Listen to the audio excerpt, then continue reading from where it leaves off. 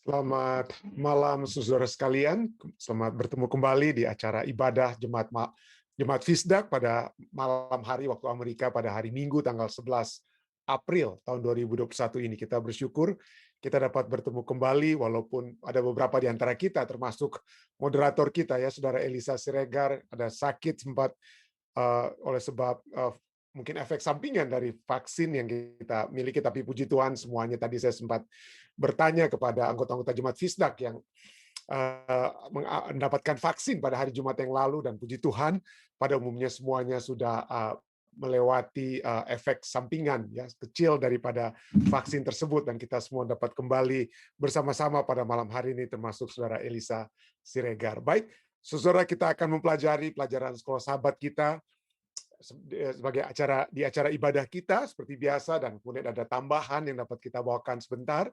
Dan untuk membuka acara kita pada malam hari ini, saya ingin mengundang Om Pendeta Ren Kesaulia untuk dapat membuka di dalam doa. Silakan Om. Ya. Tuhan Bapa di surga, kami bersyukur, berterima kasih kepadamu. Satu kesempatan yang indah yang Tuhan berikan bagi kami untuk belajar daripada firman Tuhan. Kami percaya Tuhan bahwa pekabaran ini adalah pekabaran yang maha penting di zaman sekarang ini. Oleh sebab itu kami mohon Tuhan, urapi pendeta Stephen dengan Roh Kudus, agar dia dapat membawakan pekabaran ini dan tapi juga sehingga hidup kami diberkati oleh Tuhan. Pekabaran yang akan dibawakan sekarang ini sungguh amat penting tentang dosa dan betapa bahayanya dosa itu. Oleh sebab itu Tuhan tolong kami. Berkati juga akan keluarga rumah tangga kami semua. Berkati juga akan jemaat Tuhan, Fisdak, dan semua yang mengikuti acara ini. Terima kasih Tuhan. Engkau begitu baik. Engkau sudah mendengar doa kami. Dan Engkau juga telah mengampuni kami dari semua dosa dan pelanggaran. Terpujilah namamu Tuhan. Kami sudah berdoa di dalam nama Yesus.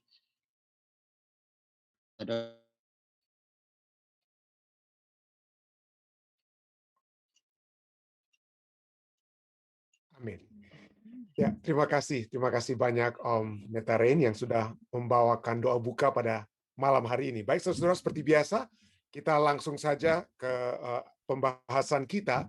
Dan pada sepanjang minggu yang ketiga ini, dari minggu ketiga dari pelajaran sekolah sahabat kita, tema atau judul yang akan kita bahas adalah turun-temurun untuk selama-lamanya. Kejadian 6 ayat 8 katakan, tetapi Nuh mendapat kasih karunia di mata Tuhan. Ya, Nuh dikatakan mendapat kasih karunia di mata Tuhan.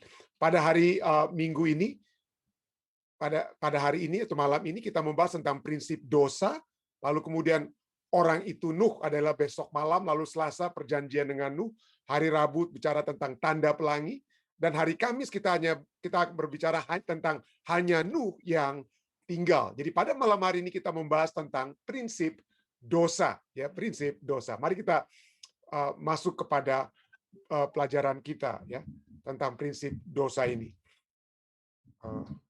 Saya tidak dapat bagikan, ya. Oke, ya. Baik, mari kita baca, ya. Penilaian ilahi pada akhir pekerjaan penciptaan Allah dalam minggu penciptaan itu adalah apa, ya? Dia katakan sungguh amat baik, segala sesuatunya itu sudah amat baik. Lalu kemudian kita tahu dosa masuk dan paradigma berubah setelah dosa masuk, ya. Segala sesuatu tidak lagi sungguh amat baik. Jadi segala sesuatu tidak sungguh amat baik lagi. Ciptaan Allah yang teratur telah dicemarkan oleh dosa dan semua akibatnya yang menjijikkan. Lalu pemberontakan mencapai tingkatan yang mengerikan pada zaman Nuh. Ya, pada zaman Nuh itu memang sudah sangat mengerikan. Nah, kejahatan telah merasuki seluruh bangsa manusia. Nah, meskipun Alkitab atau kitab suci tidak memberikan kita rincian yang banyak, kalau Anda mau lihat mungkin Anda bisa lebih baca itu dari buku Ellen White Alpha Omega jilid pertama, atau para nabi dan bapa halaman 90 sampai 92 ada rincian yang lebih rinci ya tentang apa yang mereka lakukan ya. Tapi pelanggaran dan pemberontakan jelaslah merupakan sesuatu yang bahkan Allah yang pengasih, Allah yang sabar dan Maha mengampuni tidak dapat menerima lagi pemberontakan dan pelanggaran yang telah dibuat oleh umat manusia. Bagaimanakah hal ini dengan cepat telah menjadi buruk ya. Nah, mungkin jawabannya tidak sukar untuk ditemukan. Jawabannya tidak sukar untuk ditemukan. Berapa banyak orangkah sekarang ini yang memandang dosa-dosa mereka sendiri? Ya, berapa banyak? Adakah kita mengevaluasi diri kita pribadi pertama-tama ya? Dan itulah yang seringkali terjadi. Kenapa? Karena kita seringkali tidak melihat, kita lebih suka melihat dosa orang lain agar supaya kita pikir, wah ternyata kita itu nggak seburuk mereka ya. Jadi ada rasa enak begitu pada saat kita hanya melihat dosa orang lain gantinya dosa kita sendiri ya. Jadi berapa banyakkah katanya pertanyaan kita, berapa banyak orangkah yang sekarang ini yang memandang dosa-dosa mereka sendiri tidak bertanya tentang hal yang sama? Bagaimana hal-hal buruk ini terjadi begitu cepat? Kenapa? Karena seringkali kita memandang dosa orang lain itu lebih daripada dosa kita sendiri. Dan juga begitu, bukan itu saja. Pada saat kita tidak fokus kepada dosa kita, maka ternyata apa yang terjadi adalah bahwa dosa-dosa kita itu sedang menuju ke apa ya? Free fall istilahnya. Dosa-dosa kita itu sedang terjun bebas tanpa kita apa? Tanpa kita ketahui, dan itu yang seringkali terjadi ya. Kejadian itu begitu buruk dan terjadi begitu cepat. Periksalah ayat-ayat di bawah ini. Tuliskanlah poin-poinnya. Perhatikan perkembangan dosa yang terus-menerus. Pertama kita lihat dari Kejadian 3:6 bagaimana Hawa melihat dosa itu. Wah, menarik. Ya, sedap kelihatannya, menarik hati karena dikatakan membawakan pengertian. Lalu ia ambil buahnya dan dimakan, diberikan juga kepada suaminya. Dan suaminya pun makan. Lalu apa yang terjadi?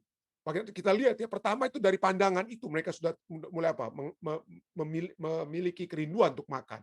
Tapi begitu kesalahan itu terjadi, Kejadian 3 ayat 11 sampai 13, kita lihat bagaimana mereka saling apa? Lempar dosa tersebut, cari alasan. Oh, bukan ini Tuhan, ya penyebabnya ini perempuan ini yang kau berikan kepadaku. Dia ya, dialah yang memberikan buah. Lalu kemudian ditanya kepada Hawa, Hawa bilang, oh enggak, ini ular. Ular ini yang memperdayakan aku. Maka saling apa? Kita lihat mulailah dosa itu semakin berkembang. Dan bukan hanya saling tuduh-menuduh. Yang terjadi kemudian dalam Kejadian 4 ayat 5, pada saat Kain melihat bahwa persembahannya tidak diterima, seperti persembahan Habel, adiknya, maka mukanya sangat panas dan dia menjadi sangat panas dan mukanya muram. Tetapi kemuraman dan kepanasan hatinya tidak berhenti di situ saja. Kenapa? Apa yang dia lakukan kemudian? Ayat 8 katakan dia panggil adiknya, mari kita pergi ke padang. Lalu tiba-tiba di padang itulah Kain memukul Habil adiknya lalu membunuh dia. Jadi begitu hebat, dari kemarahan free fall langsung masuk kepada pembunuhan. Lalu Kejadian 4 ayat 19. Bagaimana ada masalah lagi, Lamek dia mengambil istri 2 orang, yang satu namanya Ada, yang lain namanya Zila. Lalu bukan hanya itu, dia ambil 2 istri, dia poligamus yang pertama, yang kemudian dia lakukan apa? Bertambah dari poligami. Dosanya dia berikutnya adalah apa? Ada orang yang dikatakan apa? Melukai dia, bikin dia tersinggung. Lalu dengan apa? Orang muda itu dia bunuh, ya. Kenapa? Karena orang-orang muda itu katanya pukul dia, membuat dia sakit hati karena dia dipukul sampai bengkak. Lalu orang muda itu kemudian dibunuh oleh Lamek. Jadi lihat, dosa itu bertambah apa? Dari satu bertumbuh, berkembang menjadi dosa yang lebih hebat. Lalu bukan itu saja. Tadinya anak-anak keturunan daripada Set ataupun anak-anak daripada Adam dan Hawa yang baik-baik, yang dikenal dengan istilah anak-anak Allah, ya nggak puas mereka. Mereka ada kesempatan hanya menikah di antara mereka. Tetapi sekarang mereka melihat anak-anak keturunan daripada Kain, ya anak-anak daripada apa? Manusia atau Kain ya dengan kata lain yang sudah dipisahkan ya sudah terpisah antara anak-anak Adam dan Hawa, keturunan Adam dan Hawa yang baik-baik dari Set, ya. Lalu dengan apa keturunan daripada Kain, mereka terpisah, tapi kemudian wah mereka tidak puas rupanya hanya dengan apa kelompok mereka sendiri dengan kata lain ya. Jadi anak-anak Allah ini mengambil anak-anak perempuan manusia yang cantik-cantik jadi istri mereka, apa saja yang disukai mereka. Lalu Kejadian 6 ayat 5 sampai 11. 5 ayat Kejadian 6 ayat 5 dan 11 katakan, ketika dilihat Tuhan bahwa kejahatan manusia besar di bumi dan bahwa segala kecerunungan hatinya selalu membuahkan kejahatan semata-mata. Ayat 11 katakan, adapun bumi itu telah rusak di hadapan Allah dan penuh dengan kekerasan. Kejadian 6 ayat 5 ya, tidak ditulis. Kejadian 6 ayat 5 dan 11 itu tidak ditulis dalam kehampaan. Ada sejarah sebelumnya, ada latar belakang. Kenapa sampai Tuhan harus menulis bahwa kejahatan manusia itu apa? Besar, rusak di hadapan Allah. Itu bukan terjadi begitu saja. Ada kisah sebelumnya ya. Kenapa? Ya, kenapa akibat yang mengerikan ini terjadi oleh sebab ada penyebab-penyebab sebelumnya. Secara bertahap dosa menjadi lebih buruk, lebih buruk, lebih buruk. Dan itulah cara dosa bekerja. Dosa cenderung bekerja demikian. Dosa tidak seperti luka atau sayatan. Kalau kita terluka tangan kita atau tersayat ya, dengan proses otomatis yang memang sudah ada dalam tubuh, itu dapat membawa apa? Kesembuhan. Kesembuhan dari dosa tersebut, seperti tangan yang luka tersayat ya, itu dapat sembuh dengan apa? Sendirinya. Yang penting jangan infeksi saja. Ya, itu dapat sembuh dengan sendirinya. Tetapi dosa tidak demikian. Dia tidak dapat sembuh dengan sendirinya. Sebaliknya, dosa jika dibiarkan tidak dimusnahkan akan bertambah banyak, seperti pelajaran yang Pendeta Muda Tulus sudah bawakan tadi malam ya. Dikatakan bagaimana bakteri itu apa? Bakteri itu kalau tidak dibiarkan itu, kalau dibiarkan maksudnya, wah dia akan apa? Berlipat ganda. Ya, dia tidak bisa dimusnahkan, akan bertambah banyak dan tidak pernah puas sampai itu membawa kehancuran dan kematian. Nah, ini mungkin tambahan, ada apa urban legend, legenda katanya bagaimana caranya di Alaska lah, atau di tempat dingin, bagaimana cara membunuh apa wolf atau serigala, katanya taruhlah apa ya pisau yang dilumuri dengan darah sampai apa serigala itu kemudian jilat-jilat pisau tersebut sampai dia akhirnya membunuh dirinya sendiri. Itu saya tidak tahu apakah itu betul-betul secara ilmiah dapat dibuktikan, tapi itu seringkali kita gunakan ya sebagai contoh bagaimana pada saat itu dosa itu bagaikan serigala yang bodoh yang dia menjilat apa? Menjilat darah di pisau tanpa dia sadar, dia menjilat darahnya sendiri sampai dia kemudian kehabisan darah dan mati sendiri. Itulah sebab dikatakan tentang apa ya? Dosa yang membawakan kehancuran. Jadi seseorang tidak perlu membayangkan kehidupan sebelum air bah untuk melihat cara kerjanya daripada dosa. Dosa itu ada di sekeliling kita bahkan sampai sekarang ini. Tidaklah mengherankan Allah membenci dosa. Tidak heran, segera atau nanti dosa akan dimusnahkan. Allah yang adil dan penuh kasih tidak dapat melakukan yang lain atas dosa itu selain menghabiskan dosa tersebut ya. Kabar baik tentunya adalah meskipun dia ingin menghapuskan dosa, dia ingin menyelamatkan orang-orang berdosa, dan itulah maksud utama perjanjian.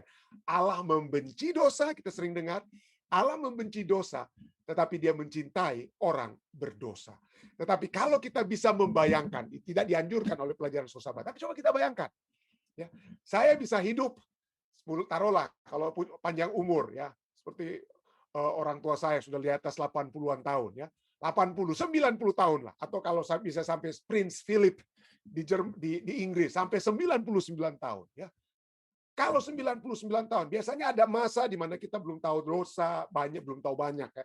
Belum tahu dosa, lalu kemudian ada waktu di mana kita banyak berbuat dosa, lalu ada waktu di mana kita sadar pada saat kita sudah mungkin lebih dewasa, lebih berpikir, lebih bertobat dan lain sebagainya, atau tidak lagi punya kesempatan banyak berbuat dosa karena sudah sakit badan, sudah tua dengan kata lain ya, mulai bertobat. Jadi taruhlah 90 tahun, ya kehidupan berdosa saya yang penuh, mungkin boleh dibilang dari 90 tahun ini kurang lebih berapa? Kurang lebih ya. Ya taruhlah 60 tahun ya.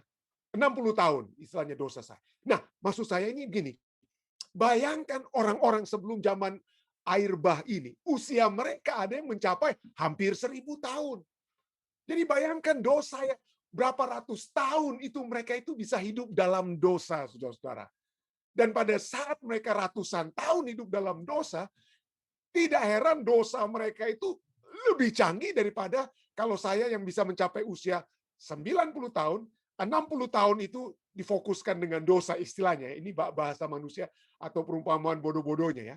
60 tahun itu tidak ada artinya dibandingkan dengan ratusan tahun usia manusia sebelum air bah.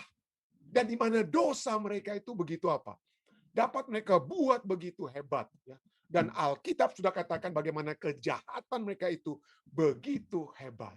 Sehingga tidak harus dimusnahkan. Tetapi Tuhan ingin tetap menyelamatkan orang berdosa. Dia ingin supaya ada yang tetap berbalik. Dan itulah maksud pelajaran sahabat kita katakan maksud utama perjanjian. Nah, jadi pada malam hari ini kita diajak berbicara tentang dosa. Ya. Tetapi sangat disayangkan. Kenapa? Karena pada saat ini secara umum mayoritas kalau Anda mendengar pembicara-pembicara di TV ya, pembicara-pembicara Kristen di TV, jarang sekali mereka berbicara tentang dosa. Mereka berbicara tentang kalau kita setia kepada Tuhan, maka Anda akan diberkati, Anda akan dapat kekayaan, Anda akan dapat berkat. Banyak berbicara tentang berkat, tentang kasih. Bagus, saya baru selesai minggu sembahyang di Unklap tentang kasih ya. Jadi memang tidak harus kita juga berbicara tentang kasih. Ya, harus berbicara tentang kasih. Tetapi kalau kita lihat banyak pembicara tidak mau berbicara tentang dosa. Banyak pendeta-pendeta Kristen tidak mau berbicara tentang dosa. Kenapa? Karena mereka katakan mungkin salah satu alasan dari beberapa, jangan kita menghakimi orang, jangan menghakimi. Ya siapa sih kita? Biar Tuhan yang hakimi. Tidak ada moral absolut. Tidak ada penuntun moral dalam dunia ini. Nanti biarlah Tuhan yang urus. Tuhan tahu isi hati saya kok. Ya. Atau mungkin kita tidak boleh berbicara tentang dosa. Nggak boleh berbicara tentang homoseksual. Tentang bahaya ataupun berdosanya homoseksual. Itu nanti banyak orang tidak akan masuk gereja. Kan nanti orang-orang yang ada masalah dengan homoseksualitas, waduh, mereka akan terkucil. Mereka tidak akan lagi masuk dalam gereja. Jadi pendeta jangan bicara tentang homoseksual, tentang dosa. Jangan. Be politically correct. Bahasa Inggrisnya katakan apa? Be politically correct. Jangan singgung-singgung. Nah, apalagi memang di Amerika Serikat ini, ya begitu hebat sekarang usaha-usaha untuk menerima emansipasi atau apalah istilahnya ya. Bagi mereka yang homoseksual, lesbian dan lain sebagainya, itu harus harus diterima. Betul, saya percaya. Saya percaya itu tetap harus kita harus mengasihi orang berdosa, kita harus mengasihi mereka, walaupun kita jangan takut untuk menyatakan prinsip Alkitab bahwa itu adalah hal yang salah. Ya, itu harus dinyatakan. Tetapi banyak yang katakan, kita harus menerima mereka dan jangan bicara-bicara tentang dosa mereka. Biar saja. Ya, siapa tahu mereka sadar sendiri, dengan kata lain. Be politically correct. Kenapa? Jangan sampai mereka tersinggung. Kalau mereka tersinggung, pendeta, nanti nggak ada anggota nanti pendeta. Anggotanya lari semua. Kalau singgung-singgung tentang dosa mereka, tentang suka yang bergosip, kalau bicara tentang dosa-dosa lah dengan kata lain ya, yang ada dalam Alkitab, nanti lari semua mereka pendeta. Do not offend the members. Be inclusive. Jadi terima semua. Ya. Terima semua yang ada di dalam dunia ini. Jadi itulah sebabnya kita lihat ya, di Amerika Serikat ya, mereka katakan bahwa gereja-gereja yang masih ada anggotanya, gereja-gereja yang masih banyak, bukan lagi gereja-gereja yang dalam tanda kutip konservatif. Tapi gereja yang terima semua. Betul, kita harus terima.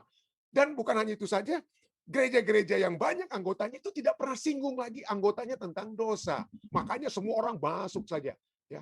Tidak pernah lagi mau dibahas tentang homoseksualitas, tentang lesbianisme, dan lain sebagainya. Jadi tidak lagi disinggung-singgung. Ya. Nah, sekali lagi, saya harus katakan, bahwa kalau Yesus ada pada saat ini, ya pada saat Yesus ada saat ini, dia tetap akan katakan dosa itu dosa, tetapi dia akan terima orang berdosa. Tetapi Yesus akan berkata seperti yang dia katakan pada seorang pelacur yang dibawa kepadanya. Go and sin no more. Pergilah, aku tidak menghukum kamu. Tetapi jangan berbuat dosa lagi. Jadi pada saat ini kepada kita semua, kepada saya harus diingatkan ya. Apakah yang kita wakilkan? Apakah kita membawakan tentang Tuhan, God, or gold? Apakah yang kita inginkan adalah, wah, yang penting jangan sampai uang persembahan per bulan itu berhenti masuk ke kas gereja? Apakah yang kita utamakan God atau gold? Ya, cuma tambah L orang Manado bilang ya. God atau gold? Are we representing God? Apakah kita membawakan Allah atau dunia? Atau kita membawakan dunia. Kalau kita lihat nabi-nabi atau Alkitab itu berbicara tentang dosa, menyatakan dosa secara spesifik. Mau Anda baca, nabi-nabi semua menyatakan ini dosa yang kau sudah lakukan, berbalik dari dosamu. Ini yang kamu buat. Misalnya Maliaki 3 ayat 5. Maliaki 3 5 Allah sendiri katakan apa? Aku akan mendekati kamu. Aku akan datang untuk menghakimi dan akan segera menjadi saksi untuk menyatakan apa? Dosa ya. Menjadi saksi terhadap apa? Tukang-tukang sihir, orang-orang berzinah, orang-orang yang bersumpah dusta, dan terhadap orang-orang yang menindas upahan janda anak piatu dan yang mendesak ke samping orang asing, ya, orang asing dengan tidak takut kepadaku, firman Tuhan semesta alam. Jadi kita lihat Allah melalui nabi-nabinya pada saat Alkitab berbicara tentang dosa, dia menyebutkan dosa itu secara apa? Spesifik, sangat spesifik, ya. Matius 6 ayat 5, Yesus juga ya.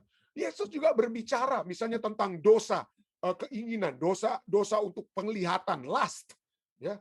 Ya, dia katakan apa? Yesus katakan, maka jika matamu yang kanan menyesatkan engkau, cungkilah dan buanglah. Itu artinya bukan secara literal, artinya kalau kita lihat-lihat yang nggak benar-benar di internet, di mobile phone kita dan sebagainya, cungkilah. Poinnya adalah lebih baik kita tidak masuk surga daripada apa? Lebih baik kita masuk surga daripada masuk neraka, dengan kata lain. Poinnya adalah ya. Jadi jika matamu yang kanan menyesatkan engkau, cungkilah dan buanglah itu. Karena lebih baik bagimu jika satu dari anggota tubuhmu binasa daripada tubuhmu dengan utuh dicampakkan ke dalam neraka. Jadi kan kata seperti orang Manado bilang, itu udah ongkos. Ya, hanya dengan keinginan mata, lalu kita hanya untuk keinginan mata sementara mau lihat-lihat yang nggak benar, lalu akhirnya jiwa kita hilang, tidak masuk dalam kerajaan surga. Itu orang dengan kata lain nggak ada apa ya, nggak ada ongkosnya dengan kata lain ya. Itu sehubungan dengan hal tersebut. Lalu secara spesifik juga Yesus berbicara kepada orang-orang Farisi ya. Hai orang Farisi ahli Taurat, hai kamu orang munafik, sebab kamu membangun makam nabi-nabi dan memperindah tugu-tugu orang saleh, tapi kamu tidak melakukan itu sesuai dengan apa? Yang sebenarnya dan lain sebagainya. Jadi Yesus apa? Menegur mereka. Yesus tidak bilang, aduh, saya ingin supaya orang-orang Farisi pun, ahli-ahli Taurat itu juga ya mendengar khotbah saya, supaya mereka senang ya. Udahlah, janganlah kita singgung-singgung dosa mereka ya. Lebih baik diam-diam aja lah. Yang penting bicaralah tentang ya yang indah-indah saja ya, supaya mereka tidak tersinggung. Oh enggak. Yesus tidak apa ya? Tidak apa ya? Tidak nggak ada tendeng aling-aling dengan kata lain ya. Dia katakan yang benar. Dia katakan apa? Celakalah kamu. Celakalah. Dan itu bukan hanya Yesus. Kita lihat bagaimana rasul-rasul sesudah zaman Yesus sekalipun. Ya 1 Korintus 6 ayat 9 sampai 10. Rasul Paulus berkata kepada jemaat di Korintus, atau tidak tahukah kamu bahwa orang-orang yang tidak adil tidak akan mendapat bagian dalam kerajaan Allah? Janganlah sesat. Orang cabul, disebut satu-satu, orang cabul, penyembah berhala, orang berzina, banci, orang pemburit, pencuri, orang kikir, pemabuk, pemfitnah, dan penipu tidak akan mendapat bagian dalam kerajaan Allah. Penipu. Saya nggak tahu apa menipu sesama atau menipu Allah juga termasuk di sini ya. Seringkali kita pikir, wah mungkin kita nggak apa-apa kita mungkin maksudnya di sini orang pikir, oh menipu sesama, tapi seringkali yang terjadi kita juga menipu Allah itu lebih hebat daripada menipu sesama. Tapi ini firman Tuhan katakan apa saudara ya? Penipu, pemfitnah, pemabuk, orang kikir, pencuri, pemburit, banci, bersinah, penyembah berhala, orang cabul, tidak akan mendapat tempat, tidak akan mendapat bagian di dalam kerajaan. Jadi kita lihat nabi-nabi perjanjian lama, Yesus, rasul-rasul. Inilah cara mereka berbicara, cara mereka berkhotbah, nggak pendek aling-aling, nggak hanya bicara yang manis-manis, yang sedap untuk didengar, tetapi harus ada perubahan. Kenapa? Bagaimana umat manusia itu bisa dirubah kalau mereka tidak dihadapkan dengan kaca. Kaca untuk mereka melihat, aduh, saya rupanya penipu, saya rupanya pemfitnah, dan Allah tidak ingin orang pemfitnah, penipu mendapat bagian dalam kerajaan Allah. Kita harus dihadapkan dengan dosa kita. Kita harus melihat cermin pelanggaran dan kesalahan kita. Saya, Pendeta Stephen Rantung, harus tahu, orang Manado bilang, bak kaca, ya, untuk melihat dosa-dosa saya sendiri pertama-tama. Dosa-dosa saya sendiri. Kenapa? Karena saya dihadapkan dengan dosa. Ini seringkali yang terjadi, ya. Kalau kita tidak dihadapkan dengan dosa-dosa kita, maka kita tidak akan pernah berubah. Kita akan pikir, well, it's okay aja. Mungkin it's okay. But it is not okay. Dosa tidak pernah okay. Kita tidak bisa masuk ke hadirat Allah yang kudus, tidak bisa bertemu dengan Allah yang kudus kalau dosa itu okay di dalam kehidupan kita. Alkitab, firman Tuhan menyebutkan dosa, name them one by one. Kalau ada berkat yang kita hitung satu-satu, ada juga dosa yang harus dihitung satu-satu. Seperti Alkitab yang menghitung dosa satu demi satu. Kenapa? Pada saat kita dihadapkan dengan kaca, rupanya saya tadi ada makan apa? Ada makan, lalu mungkin ada bekas kecapnya masih ada di sini. Saya harus datang untuk bersihkan kecap tersebut. Itulah kalau kita dihadapkan dengan dosa, maka kita tahu yang mana harus dibersihkan. Di posisi mana ya kecap tersebut ya berada supaya kita dapat dibersihkan. Jadi disitulah kita harus dihadapkan dengan dosa supaya kita datang kepada Yesus. Minta pertolongan Tuhan. Kenapa? Karena kita tidak akan pernah sanggup. Saya sendiri, seorang pendeta sekalipun yang bergumul dengan dosa, saya dengan kekuatan sendiri, dengan kekuatan manusia saya tidak akan sanggup mengalahkan dosa-dosa saya. Tapi hanya dengan kekuatan surga. Hanya dengan kekuatan surga, saya dapat memperoleh kekuatan untuk mengatasi dosa-dosa pribadi saya. Dan disitulah saya dibawa untuk pada apa? Satu pertobatan yang sesungguhnya. Menyadari kesalahannya. Kenapa? Karena Alkitab berbicara juga tentang proses penyucian. Ya, setelah kita melihat dosa-dosa kita, setelah kita bakaca, orang Manado bilang ya, kita melihat dosa-dosa kita, maka kita bukan dibawa untuk apa ya, memiliki kekuatan dengan kekuatan diri pribadi untuk mengatasi dosa tersebut, tapi kita dibawa kepada Yesus Kristus. Kita menerima kasih karunia-Nya. Dia yang angkat kita. Dia yang mengangkat saudara dan saya. Seperti Yesus yang sudah mengangkat saya dari lumpur dosa saya. Ya. Dia angkat saya untuk dibawa ke dalam kehidupan kebenaran. 1 Petrus 2:24 katakan, ia sendiri, Yesus telah memikul, Petrus katakan, Yesus sendiri telah memikul dosa kita di dalam tubuhnya di kayu salib, supaya kita yang telah mati terhadap dosa akan hidup untuk kebenaran. Akan hidup untuk kebenaran. Oleh bilur-bilurnya kamu telah sembuh. Ya. Kita dilahirkan kembali. 1 Petrus 1:23. Karena kamu telah dilahirkan kembali bukan dari benih yang fana, tetapi dari benih yang tidak fana oleh firman Allah yang hidup dan yang kekal. Karena itu, 1 Petrus 2:1 katakan apa? Setelah dikatakan kita harus dilahirkan kembali, karena itu buanglah segala kejahatan, segala tipu muslihat, dan segala macam kemunafikan, kedengkian, dan fitnah. Dengan kata lain, kita harus menyadari dosa-dosa kita. Dan kita harus datang kepada Yesus. Dilahirkan kembali, mendapatkan kekuatan. Sehingga segala dosa yang sudah harus kita buang itu akan apa? Berlalu. Dan kita dengan kekuatan dari Tuhan, dengan memiliki kedekatan dengan firman Tuhan yang menumbuhkan iman kita setiap saat kita beribadah, setiap kali kita membaca firman-Nya, maka kita akan terus-menerus sebagai anak-anak Allah yang telah dilahirkan kembali dan memasuki proses setelah kita tinggalkan dosa itu, yaitu proses penyucian. Kiranya ini dapat menjadi bagian kita semua. Marilah kita berbicara tentang dosa seperti yang diajak ya. Tapi kita juga berbicara tentang kasih karunia Allah dan proses penyucian yang Allah ingin terjadi di dalam kehidupan kita masing-masing. Saya bawa ini dalam nama Yesus. Amin. Baik, saudara sekalian, jika ada tambahan ataupun pertanyaan-pertanyaan maksud saya. Jika ada tambahan-tambahan ataupun pertanyaan, silakan. Jika ada ya. Ada kira-kira? Ya. Yang melalui. Ada yang ingin ditambahkan?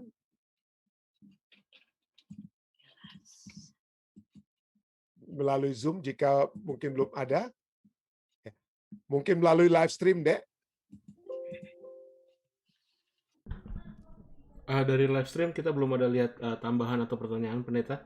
Oh ya, saya lihat ada orang tua saya, ibu saya sudah angkat tangan. Ya, silakan, Mam. Oke.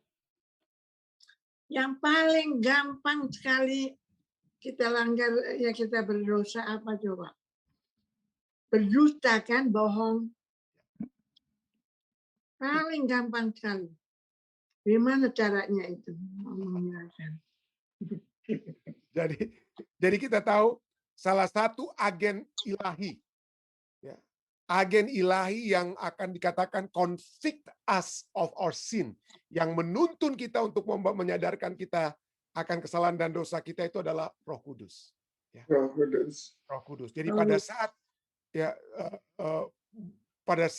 kita dengan kata lain memiliki satu hubungan dengan Tuhan. Ya, pada saat kita memiliki satu hubungan yang semakin dekat dan semakin dekat dengan Tuhan, dengan Allah kita, saya percaya disitulah Roh Kudus itu tidak akan membiarkan kita ditarik kembali oleh setan. Ya, kita pada saat kita sudah mendekatkan diri kita kepada Tuhan, maka Tuhan sudah menyayangi kita lebih daripada sebelumnya. Pada saat ada dosa-dosa yang kembali ingin berbohong oleh sebab kita kesempitan dalam keadaan sempit dan lain sebagainya, kita diminta untuk berdusta, maka saya percaya Roh Kudus akan memberikan satu sentilan, dengan kata lain sentilan, dan situlah ada dusta kecil, ada dusta besar. Ya.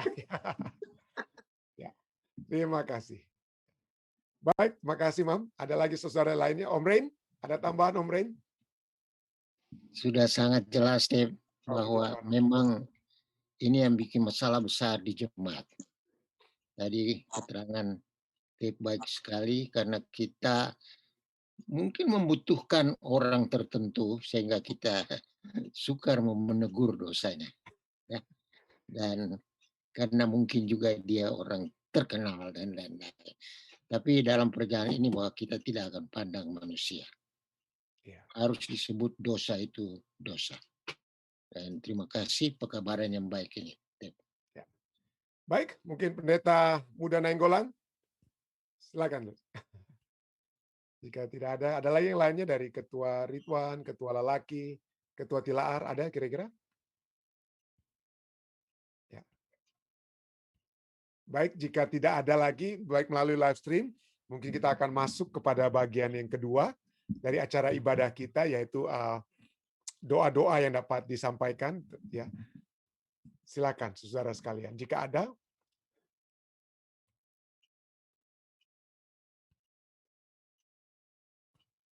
Ya.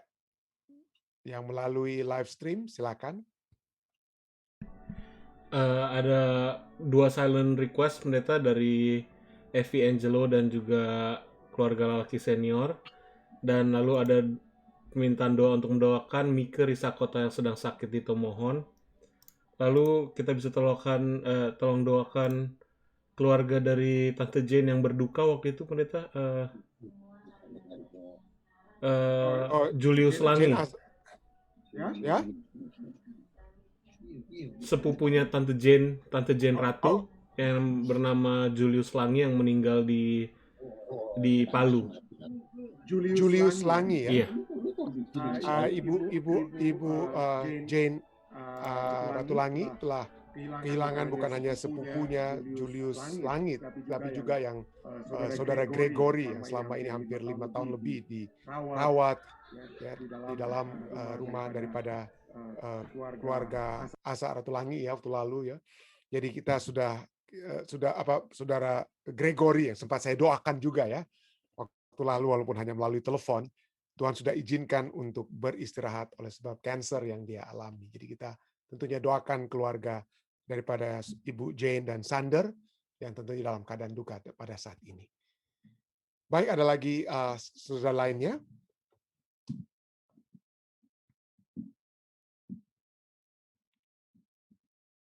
Ada lagi kira-kira?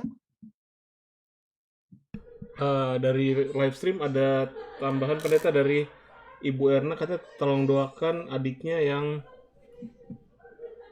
sudah selesai kemoterapi yang keempat dan HB-nya sudah membaik, jadi dia bersyukur. Oh, oke. Oh, puji Tuhan ya. Baik, jika tidak ada lagi, saudara sekalian, mari kita bersatu di dalam doa. Bapa yang penuh kasih, dalam takhta kerajaan surga, kami memuji dan membesarkan nama-Mu, kesempatan yang indah kembali dapat berbakti pada malam hari ini, dapat kembali mempelajari firman-Mu, dapat memperoleh satu pelajaran tentang keadaan daripada dosa yang terjadi sebelum air bah, dan tentunya sesudah air bah hingga pada zaman atau pada saat sekarang ini.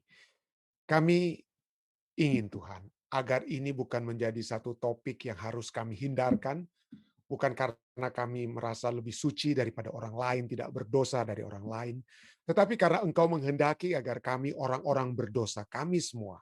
Pada saat kami berbicara tentang dosa, bukan karena kami memiliki kesombongan rohani, tetapi oleh sebab kami juga ingin agar dosa itu dapat dihalaukan dengan kekuatan surga dari dalam kehidupan kami masing-masing. Seperti Kristus, kami ingin memiliki satu contoh di mana dia pun dicobai dalam berbagai cara tetapi tidak berdosa. Oleh sebab kekuatan yang surga berikan kepadanya. Kami rindu Tuhan. Dan kalaupun kami jatuh, seperti firman-Mu katakan, 7 kali orang benar itu jatuh, tapi kami dapat bangkit kembali. Karena Engkau yang selalu membantu kami untuk mengangkat kami. Sehingga kami dapat selalu berjalan di jalan kebenaran-Mu bersama-sama dengan Engkau. Tuhan, tidak ada seorang pun, bahkan hamba, yang terbebas dari dosa, yang terbebas daripada cengkeraman dosa. Tetapi pada saat kami datang kepadamu, Tuhan, kami dapat melihat bagaimana pada saat kami mendekatkan diri kami kepadamu, pada saat hamba sendiri secara pribadi mendekatkan diri hamba kepadamu, Tuhan, dengan perenungan, dengan doa, firman Tuhan, ibadah bersama seperti yang kami lakukan pada malam hari ini, maka hamba dapat merasakan bagaimana kekuatan surga telah menjadi bagian hamba pribadi, Tuhan. Terima kasih. Terima kasih, karena ini semua hanya terjadi hanya oleh kebesaran-Mu saja, Tuhan. Dan kiranya itu dapat selalu menjadi bagian kami terus-menerus. Kami rindu, Tuhan, untuk hidup dalam satu kehidupan yang damai dengan Engkau dan damai dengan sesama. Dan itu termasuk dalamnya adalah pada saat kami masuk dalam proses yang kenal dengan istilah sanctification atau penyucian, di mana kami mulai bersama-sama dengan kuasa yang Kau berikan, bersama-sama dengan kuasa Roh Kudus, mulai beranjak dari kehidupan yang berdosa menjadi satu kehidupan yang selalu berjalan bersama-sama dengan Engkau dan menghilangkan dosa demi dosa yang seringkali hinggap di dalam kehidupan kami. Terima kasih Tuhan, terima kasih karena kami dapat mempelajari pelajaran tersebut yang indah pada malam hari ini. Pada malam hari ini juga kami ingin bersyukur Tuhan. Kami ingin bersyukur karena umat-umat Tuhan yang pada hari Jumat lalu telah divaksinasi, telah melewati masa-masa efek sampingan daripada vaksinasi COVID-19 tersebut. Kami bersyukur secara khusus karena Saudara Elisa Siregar, Saudara Dede, yang sudah mendapatkan kembali kekuatan dari surga. Kami berdoa Tuhan, kiranya ini menjadi satu hal yang memberikan sukacita, bukan hanya bagi keluarga Dede, tapi juga bagi Bapak dan Ibu Siregar yang ada di Indonesia, bersukacita karena mereka dapat melihat dari waktu ke waktu, mereka dapat melihat hanya tuntunan Tuhan yang sudah menjadi bagian. Bukan hanya Bapak Siregar yang sempat masuk rumah sakit waktu yang lalu, tapi juga Elisa atau Dede yang sudah memiliki kesembuhan yang lebih sempurna pada saat ini. Dan pada malam hari ini juga kami ingin datang membawakan ucapan-ucapan syukur bersama-sama dengan Ibu Erna, kawan Tuhan. Kami ingin mengucapkan syukur karena Bapak Joni, kawan, sudah melaksanakan kemoterapi yang keempat, dan kami mendengar berita bagaimana HB-nya yang sudah semakin meningkat. Kami berdoa kiranya zaman surga akan terus menjamah Bapak Joni, sehingga dengan kesembuhan tersebut dia akan semakin yakin, semakin percaya dengan kuat kuasa Tuhan, dan akan membawa dia untuk lebih mendekatkan dirinya, percaya sepenuhnya kepadamu Tuhan. Kami juga terus berdoa bagi saudara Ronald Walean yang selalu didoakan oleh Ibu Ice. Kami berdoa kiranya dengan kekuatan sembuhan dari surga akan selalu dan selalu menjadi bagiannya. Kami juga terus berdoa bagi saudara kami lainnya. Kami terus ingin bawakan dalam doa kami Bapak Alden Sihotak. Kami ingin membawakan saudara Daniel Sitanggang, Bapak Johan Tambun, saudari Christine Rotinsulu, Tante Yeni Poluan, Tuhan. Kami ingin bawa nama-nama tersebut. Juga proses kesembuhan yang lebih baik yang dapat terjadi bagi Tante atau Ibu Lili Pinontoan, Tuhan. Kami ingin bawa beliau dalam tangan kasih-Mu, sehingga proses kesembuhan yang lebih sempurna dapat dan terus menjadi bagian mereka. Kami ingin juga membawa seluruh umat-umat Tuhan yang sudah berbakti pada saat ini. Kami ingin berdoa bagi Tante Ibu Pendeta Paruntu, kami ingin berdoa bagi orang tua hamba-Mu, Papi dan Mami, bagi Om Rain dan Tante Evelyn, dan seluruh umat-umat Tuhan lainnya. Ibu Meike Tuhan yang juga berbakti bersama-sama, kiranya penyertaan dan kekuatan dari surga menjadi bagian mereka. Kami juga berdoa bagi saudari Evi dan Angel Luis Marrero, Tuhan, dengan permohonan pribadi mereka yang dapat Tuhan dengarkan. Kiranya itu dapat menjadi satu kesukaan bagi mereka melihat penyertaan surga yang menjadi bagian mereka. Kami juga ingin berdoa bagi Om Yan dan Tante Sin. Kami berdoa agar kiranya kekuatan dari surga akan selalu menjadi bagian mereka. Kami terus berdoa bagi keluarga besar Soputan yang ada di Indonesia. Kami berdoa bagi keluarga besar Sumanti yang ada di Washington State, di California, di Indonesia, dan di mana saja kiranya penyertaan surga dapat terus menjadi bagian mereka. Kami juga berdoa bagi saudari Mike Risa Kota yang di Tomohon, kiranya zaman surga juga akan menjadi bagian mereka. Kami juga terus berdoa bagi Ibu Jane Asa, Tuhan, dengan Sander di masa-masa yang sukar saat ini oleh sebab kehilangan demi kehilangan yang mereka alami. Kami berdoa kiranya mereka tidak pernah hilang iman, kepercayaan mereka kepadamu, Tuhan. Mereka tetap dekat dengan Engkau, Tuhan.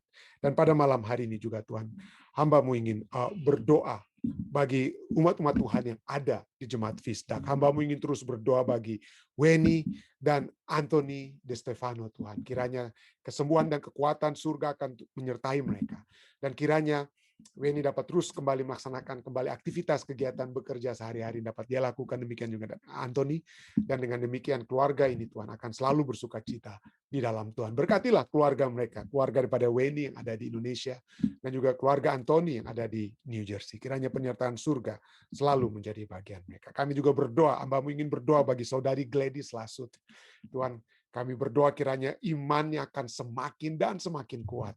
Tuhan juga memberikan berkat-berkat surga yang berlimpah kepada Gladys, sehingga dia tetap akan memperoleh berkat-berkat badani yang dapat membawa dia untuk menjadi saluran berkat, bukan hanya bagi keluarganya, tapi bagi siapa saja. Dan Tuhan terus menjaga dia, agar dia selalu menjadi anak-anak Tuhan yang selalu dekat di hati Tuhan. Hamba-Mu ingin berdoa bagi seluruh umat-umat Tuhan yang lainnya, yang sudah berbakti bersama-sama, yang mungkin hamba tidak sempat lihat satu persatu melalui live stream, ataupun YouTube live, atau yang juga melalui Zoom. Kami berdoa Tuhan, kiranya penyertaan surga akan menjadi bagian mereka. Dan secara khusus, di akhir doa ini hamba-Mu ingin berdoa secara khusus bagi pendeta muda Tulus Nainggolan dan saudari Iin dalam kehidupan mereka, dalam pelayanan mereka. Kiranya Tuhan akan selalu menyertai dalam segala sesuatu yang mereka lakukan untuk membawakan pekabaran firman Tuhan.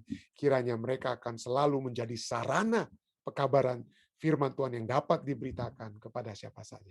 Berkati juga mereka dalam pekerjaan mereka. Jauhkan mereka dari penyakit ataupun hal-hal yang dapat membawa mereka berhenti dalam melakukan aktivitas mereka. Tetapi biarlah mereka tetap terus-menerus beraktivitas Tuhan, dan dekatkan mereka selalu dengan-Mu. Terima kasih Tuhan, Engkau sudah mendengar dan menjawab doa kami.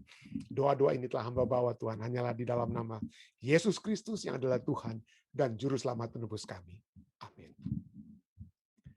Sekali lagi terima kasih saudara sekalian yang sudah berbakti bersama-sama dengan kami di Jemaat Fisdak. Sampai bertemu kembali besok dalam pembahasan yang semakin menarik, saya percaya.